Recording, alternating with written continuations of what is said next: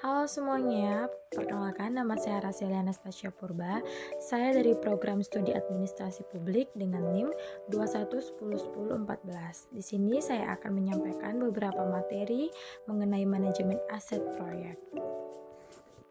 Materi yang saya jelaskan pada hari ini merupakan syarat untuk memenuhi ujian akhir semester pada mata kuliah manajemen aset proyek.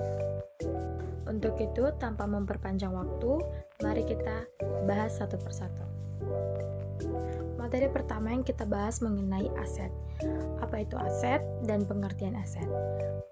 Menurut standar akuntansi pemerintahan atau SAP, aset adalah sumber daya ekonomi yang dikuasai dan atau dimiliki oleh pemerintah sebagai akibat dari peristiwa masa lalu dan dari mana manfaat ekonomi dan atau sosial di masa depan diharapkan dapat diperoleh baik oleh pemerintahan maupun masyarakat. Aset juga merupakan barang yang dalam pengertian hukum disebut benda, yang terdiri dari benda tidak bergerak dan benda bergerak, baik yang berwujud maupun yang tidak berwujud. Aset juga merupakan sesuatu yang memiliki nilai ekonomi, nilai fungsi, nilai pemilikan, dan nilai ciri khas. Sedangkan bentuk aset sendiri terbagi menjadi dua, yaitu aset berwujud dan aset tidak berwujud. Seperti apa aset yang berwujud itu? Aset di mana yang mempunyai manfaat lebih dari 12 bulan untuk digunakan dalam kegiatan pemerintah atau yang dimanfaatkan oleh masyarakat umum. Adapun bentuk dari aset itu meliputi tanah, peralatan mesin, gedung, dan bangunan. Sedangkan tidak berwujud merupakan aset non-keuangan yang dapat diidentifikasikan dan tidak mempunyai wujud fisik serta dimiliki untuk digunakan dalam menghasilkan barang atau jasa atau digunakan untuk tujuan lainnya termasuk hak atas kekayaan intelektual. Untuk kategori aset sendiri, menurut Budi Susilo, aset operasional adalah yang dipergunakan dalam operasional perusahaan ataupun pemerintah yang dipakai secara berkelanjutan dan atau tidak dipakai pada masa mendatang. Sedangkan untuk aset non-operasional adalah aset yang tidak merupakan bagian integral dari operasional perusahaan ataupun pemerintahan dan diklasifikasikan sebagai aset berlebih. Sedangkan untuk aset infrastruktur sendiri adalah aset yang tidak melayani kepentingan publik, yang tidak terkait biaya pengeluaran dari aset ditentukan kontinuitas penggunaan aset bersangkutan. Sedangkan untuk community aset sendiri sebenarnya adalah aset milik pemerintah di mana pengguna aset tersebut secara terus-menerus umur ekonomis atau umur gunanya tidak ditetapkan dan terkait pengalian yang terbatas. Baiklah teman-teman, saya akan menjelaskan mengenai pengertian manajemen aset. Nah, menurut Prawoto, manajemen aset adalah kombinasi dari manajemen keuangan ekonomi, teknik mesin, dan praktek kerja yang diterapkan pada aset fisik dengan tujuan agar mampu menyediakan tingkat pelayanan prima dengan biaya yang paling efisien. Dari beberapa pengertian mengenai manajemen aset,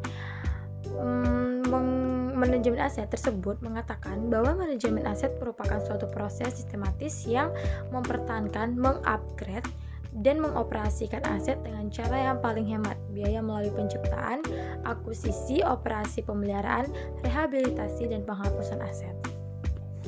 Dan inti dari manajemen aset sendiri yaitu bahwa pengelolaan aset berkaitan dengan menerapkan penilaian teknis, keuangan, dan praktek manajemen yang baik untuk memutuskan apa yang dibutuhkan aset untuk memenuhi tujuan bisnis dan kemudian untuk memperoleh dan mempertahankan aset selama umur hidup aset tersebut sampai ke pembangunan. Sedangkan untuk tujuan aset manajemen aset sendiri di mana proyek yang berjudul Texas Style pada tahun 2007 berpendapat bahwa tujuan utama dari manajemen aset adalah untuk meningkatkan proses pengambilan keputusan dan untuk mengalokasikan dana aset sebuah instansi sehingga pengembalian investasi terbaik diperoleh. Namun, berdasarkan pendapat di atas, secara umum sendiri tujuan manajemen itu ialah pengelolaan aset membantu suatu entitas dalam memenuhi tujuan penyediaan pelayanan secara optimal, efektif, dan efisien. Adapun alur dari manajemen aset yaitu pertama pengadaan aset, kedua investasi aset, ketiga legal dan audit, yang keempat penilaian aset, yang kelima operasi dan pemeliharaan, dan yang keenam penghapusan aset, ketujuh rejuvenasi, dan yang terakhir yaitu pengalian dan pemusnahan aset. Sedangkan untuk strategi dalam pengelolaan aset adalah proses yang berkelanjutan untuk menentukan tentang dan tingkat aset yang dibutuhkan untuk mencapai tujuan strategis. Strategis manajemen aset harus melingkupi yang pertama itu berasal dari kebijakan pengelolaan aset dan rencana strategis organisasi. Yang kedua, konsisten dengan kebijakan dan strategi organisasi. Dan yang ketiga, mengidentifikasi dan mempertimbangkan persyaratan stakeholder yang relevan. Yang keempat, mempertimbangkan persyaratan manajemen siklus hidup sehat aset. Yang kelima, memperhitungkan risiko aset terkait dengan skeletal sistem aset. Dan yang keenam, mengidentifikasi fungsi, kinerja, dan kondisi sistem existing aset dan important aset. Baik, saya akan menjelaskan mengenai nilai aset. Menurut Sutrisnota pada tahun 2004, nilai aset itu yang pertama nilai manfaat, di mana ukuran penilaian terhadap aset yang mempunyai manfaat dalam kehidupan sehari-hari, jangka menengah maupun jangka panjang. Dan yang kedua, nilai biaya, ukuran penilaian terhadap aset yang dihitung dari biaya yang dikeluarkan saat pengadaan aset atau dari biaya untuk pemanfaatan fungsinya. Dan yang ketiga, nilai pertukaran, di mana ukuran penilaian terhadap aset yang mempunyai nilai tukar atau substitusi atau mempunyai fungsi ganda yang terkait dengan fungsi waktu. Dan terdapat juga beberapa fase siklus hidup aset, di mana yang dijelaskan oleh Haryono pada tahun 2007 terdapat 4 fase, yaitu pertama fase perencanaan, yaitu ketika adanya kebutuhan permintaan terhadap suatu aset untuk direncanakan dan dibuat. Dan yang kedua itu fase pengadaan, yaitu ketika suatu aset dibeli, dibangun atau dibuat. Dan yang ketiga fase pengoperasian dan pemeliharaan, yaitu ketika suatu aset digunakan untuk tujuan yang telah ditetapkan. Fase ini mungkin diselingi dengan pembaharuan atau perbaikan besar-besaran secara periodik. Dan yang keempat fase penghapusan, yaitu ketika umur ekonomi suatu aset telah habis atau ketika kebutuhan atas pelayanan yang disediakan oleh aset bersangkutan telah hilang. Sedangkan untuk penilaian aset sendiri, penilaian aset dapat diartikan memberi nilai pada suatu aset dengan melakukan suatu pengukuran berdasarkan pada beberapa pendekatan penilaian dengan tujuan mengetahui harga aset tersebut secara tidak langsung. Nilai aset sangat berguna untuk yang pertama itu mengetahui modal dasar milik daerah dalam suatu privatisasi, dan yang kedua mengetahui nilai jamin untuk memperoleh pinjaman, yang ketiga mengetahui nilai penyertaan saham, yang keempat memberikan informasi kemampuan nilai ekonomi properti di suatu daerah untuk mengundang investor, dan yang keempat memberikan informasi kemampuan nilai ekonomi properti di suatu daerah untuk yang kelima mengetahui nilai aset untuk kepentingan tukar guling atau yang disebut dengan ruslak, dan yang keenam mengetahui nilai dalam rangka penerbitan obligasi daerah, dan yang terakhir mengetahui dasar nilai dalam pembebasan tanah atau pembelian tanah. Baiklah teman-teman, di sini saya akan melanjutkan mengenai pengelolaan barang milik negara dan daerah berdasarkan PP nomor 27 tahun 2014 dan PP nomor 28 tahun 2020, di mana peraturan pemerintah PP nomor 27 tahun 2014 mengatur tentang pengelolaan barang milik negara. Sedangkan PP nomor 28 tahun 2020 mengenai pengelolaan barang milik daerah. PP nomor 27 tahun 2014 menetapkan prinsip-prinsip tata cara dan tanggung jawab dalam pengelolaan barang milik negara, termasuk inventarisasi, pengendalian, dan pertanggungjawaban. Sementara itu, PP nomor 28 tahun 2020 memberikan pedoman terkait pengelolaan barang milik daerah, meliputi penyusunan inventarisasi, pemindah tanganan, penghapusan, dan pengelolaan aset daerah. Keduanya bertujuan untuk meningkatkan efisiensi dan akuntabilitas dalam pengelolaan aset pemerintah, baik tingkat nasional maupun daerah.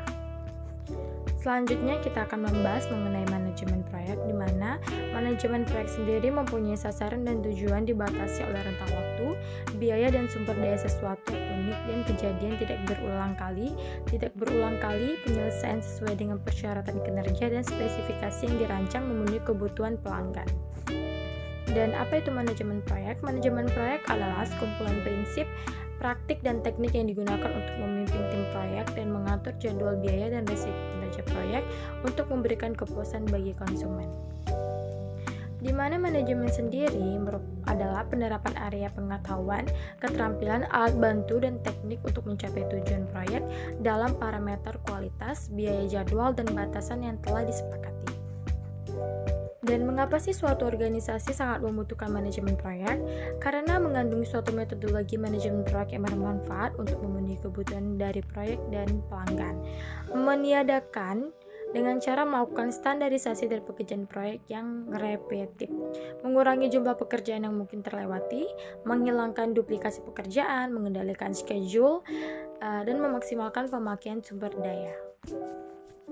Dan manajemen proyek juga memiliki macam-macam proyek. Yang pertamanya itu ada proyek konstruksi, di mana berupa pekerjaan membangun atau membuat produk fisik. Contohnya itu proyek pembangunan jalan raya, jembatan, atau pembuatan boiler.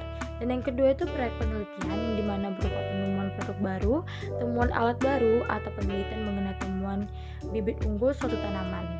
Setelah produk baru ditemukan atau dibuat, biasanya akan disusul pembuatan secara massal untuk direkomendasikan. Dan yang ketiga itu proyek yang berhubungan dengan manajemen jasa, muncul dalam perusahaan maupun instansi pemerintahan berupa perancangan struktur organisasi, pembuatan sistem formasi manajemen, dan yang terakhir peningkatan produktivitas perusahaan dan pemberian training. Dan apa sih itu perencanaan proyek? Perencanaan proyek sendiri adalah suatu tahapan dalam manajemen proyek yang mencoba meletakkan dasar tujuan dan sasaran sekaligus menyiapkan segala program teknis dan administratif agar dapat diimplementasikan. Serta perencanaan tahap konseptual proyek itu terbagi menjadi dua, di mana yang pertama itu kerangka acuan kerja, di mana kerangka acuan kerja ini adalah produk yang dibuat oleh owner atau pemilik proyek untuk penyelesaian proyek yang akan diajukan kepada konsultan perencanaan, baik berupa tender terbuka maupun penunjukan langsung. Dan yang kedua itu studi kelayakan proyek, di mana studi kelayakan proyek menganalisa manfaat-manfaat proyek dengan menganalisa aspek-aspek. Selanjutnya teman-teman, saya akan menjelaskan mengenai penerapan WBS di dalam manajemen proyek. Work Breakdown Struktur atau yang disebut dengan WBS adalah alat manajemen proyek yang memecah pekerjaan proyek menjadi bagian-bagian yang lebih kecil dan terkelola. Ini membantu dalam perencanaan pelaksanaan dan pengendalian proyek. Penerapan WBS melibatkan langkah-langkah sebagai berikut. Yang pertama itu identifikasi tujuan proyek, di mana tujuan utama proyek dan komponen-komponennya. Yang kedua, identifikasi deliverables, di mana identifikasi hasil yang diinginkan dari proyek dan pecah menjadi bagian-bagian yang lebih kecil. Dan yang tiga, struktural hierarki atau deliverables ke dalam struktur hierarki dengan level dan sublevel yang sesuai, menciptakan daftar tugas yang dapat dikelola. Yang keempat, nomor kode tugas, di mana memberikan nomor kode unik untuk setiap tugas dalam WBS untuk membantu dalam identifikasi dan pelacakan. Yang kelima itu ada tentukan tanggung jawab, di mana siapa yang bertanggung jawab atas setiap tugas atau bagian dari WBS. Yang keenam, estimasi waktu dan sumber daya, di mana estimasi waktu dan sumber daya yang dibutuhkan untuk menyelesaikan setiap tugas. Yang ketujuh, validasi dengan tim proyek. Diskusikan dan validasi WBS dengan tim proyek untuk memastikan pemahaman yang jelas dan setuju bersama mengenai ruang lingkup proyek. Yang kedelapan, pemantauan dan pengendalian, di mana penggunaan WBS sebagai dasar untuk memantau dan pengendalian kemajuan proyek, memastikan bahwa semua tugas dikelola dengan baik. Dengan menerapkan WBS, manajemen proyek dapat memecah kompleksitas proyek menjadi bagian yang lebih mudah dikelola, meningkatkan visibilitas dan mengoptimalkan alokasi sumber daya. Selanjutnya kita akan membahas mengenai perencanaan proyek. Perencanaan proyek adalah suatu tahapan dalam manajemen proyek yang mencoba melakukan dasar tujuan dan sasaran sekaligus menyiapkan segala program teknis dan administratif agar dapat diimplementasikan. Perencanaan tahapan konseptual proyek yang pertama itu kerangka acuan kerja, di mana produk yang dibuat oleh owner atau pemilik proyek untuk penyelesaian proyek yang akan diajukan kepada konsultan perencanaan, baik berupa tender terbuka maupun penunjukan langsung. Sedangkan yang kedua, studi kelayakan proyek, di mana studi kelayakan proyek menganalisa manfaat proyek dengan menganalisa aspek-aspek yang berupa tujuan aspek dan permintaan, tujuan aspek teknis, tujuan aspek manajemen, tujuan aspek finansial, dan tujuan aspek hukum. Dan terdapat pula beberapa jenis-jenis pelanggan, di mana salah satunya pelanggan umum atau terbuka, yaitu metode pemilihan penyedia barang atau pekerjaan konstruksi jasa lainnya untuk semua pekerjaan dapat diikuti oleh semua penyedia barang. Dan yang kedua, pelelangan terbatas, yaitu metode pembelian pekerjaan konstruksi untuk pekerjaan konstruksi dengan jumlah penyedia yang mampu menyelesaikan, yakni terbatas dan untuk pekerjaan yang kompleks.